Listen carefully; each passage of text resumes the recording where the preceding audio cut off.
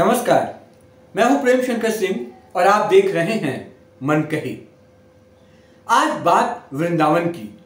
ये एक बुजुर्ग पिता की वेदना है। वो पिता जो एक देश भर में प्रसिद्ध कथावाचक अनिरुद्ध आचार्य के जनक हैं। धर्म नगरी वृंदावन, जहां कृष्ण कन्हैया की लीलाएं होती हैं, जहां भक्ति बहती है और जहां देश भर के श्रद्धालु आते हैं शांति, सेवा और सच्चाई की तलाश में। लेकिन आज उसी वृंदावन से एक ऐसा वीडियो वायरल हो रहा है जिसे देखकर दिल दहल जाता है। इस वीडियो में कोई और नहीं बल्कि खुद अनिरुद्धाचार्य के पिता नजर आ रहे हैं। एक बुजुर्ग, असहाय, दुखी पिता जो ये कह रहे हैं कि उन्हीं के बेटे के आश्रम में उन्हीं का उत्पीड़न किया जा रहा है। क्या आपने सुना? पुत्र के आश्रम में पिता का उत्पीड़न। अब पिता पुकार पुकार कर कह रहा है, मोदी जी, योगी जी, मेरी सुनिए। इस वीडियो में वो प्रधानमंत्री नरेंद्र मोदी, मुख्यमंत्री योगी आदित्यनाथ और जिला प्रशासन से गुहार लगा के दिख रहे हैं। वो कहते हैं, मुझे न्याय चाहिए। आश्रम में मेरे साथ अन्याय हो रहा है, उत्पीड़न हो रहा है। अब आप सोचिए, जो इंसान देश के सबसे बड़े मंचों पर कथा करता है, हजारों भक्तों की भीड़ लगाता है, उसका पिता खुद को पीड़ित बता रहा है। इस वीडियो के सामने आते ही सोशल मीडिया पर जैसे आग लग गई। लोग सवाल पूछने लगे। जो कथावाचक रोज मंच से धर्म और सेवा की बात करता है, जो गौ सेवा, विधवा सेवा और अनाथों की सेवा का दावा करता है, अगर उसी के पिता का ये हाल है तो बाकी आश्रम वासियों का क्या होगा? क्या ये सारा तामझाम सिर्फ दिखावा है? क्या धर्म सिर्फ स्टेज की चीज बनकर रह गई है? कई ऐसे सवाल हैं जिसके जवाब नहीं है। पहला सवाल, अगर अनिरुद्धाचार्य के पिता की बात सच है तो आश्रम में आखिर चल क्या रहा है?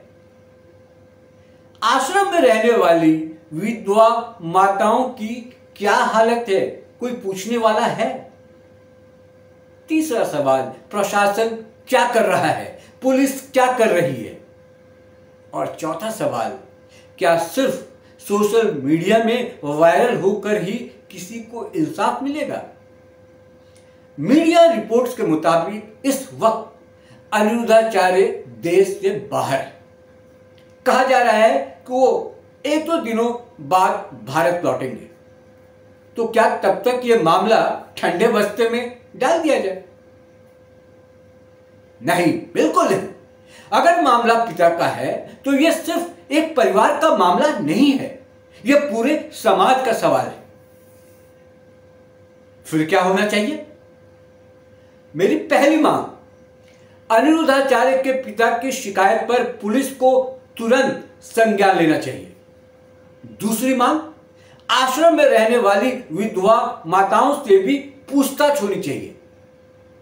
तीसरी मांग, अगर कोई उत्पीड़न का मामला है तो कोई जांच भी होनी चाहिए और सख्त कार्रवाई होनी चाहिए।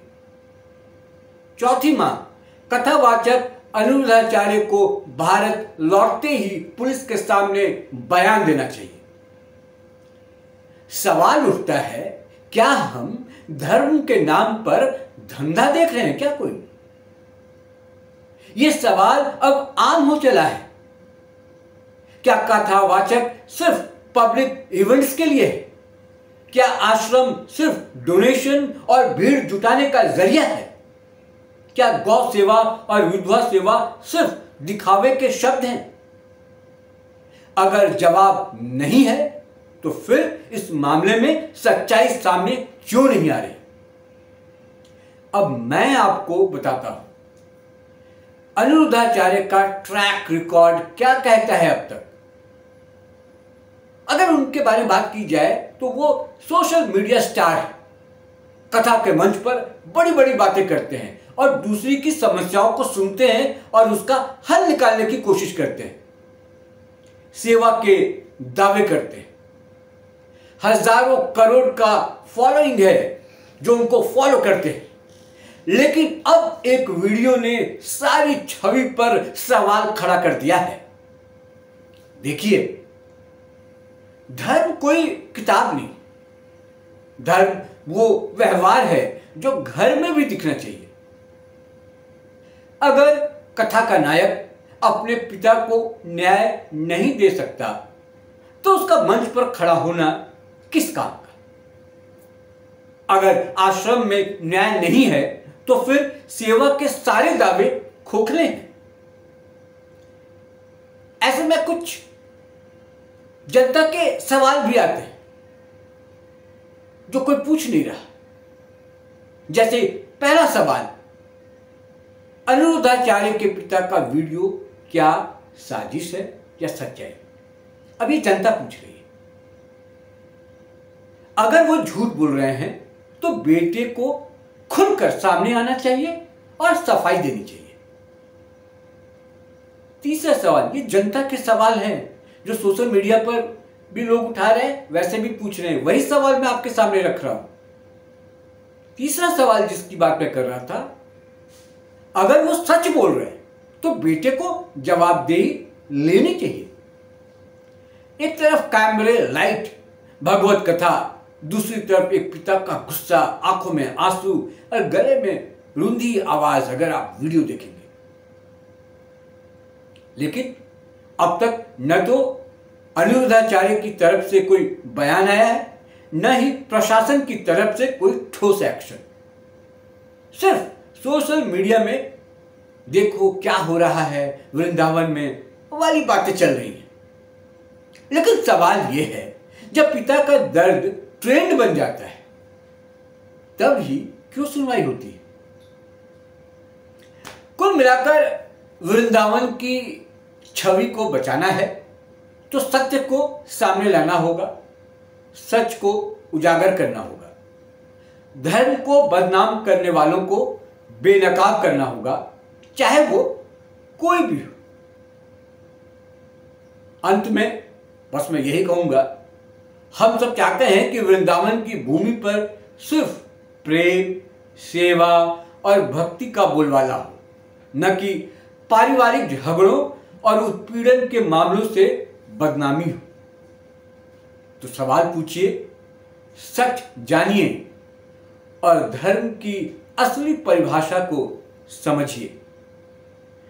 जो कथा में कहें वही जीवन में करें, वही असली धर्म है। आज इस वीडियो में इतना ही। कोई अपडेट और आएगा इसमें तो मैं पुनः आपके सामने आऊंगा। फिर किसी और मुद्दे के साथ आपसे मुलाकात होगी। इस वीडियो में इतना ही। मुझे दीजिए इजाजत। नमस्कार।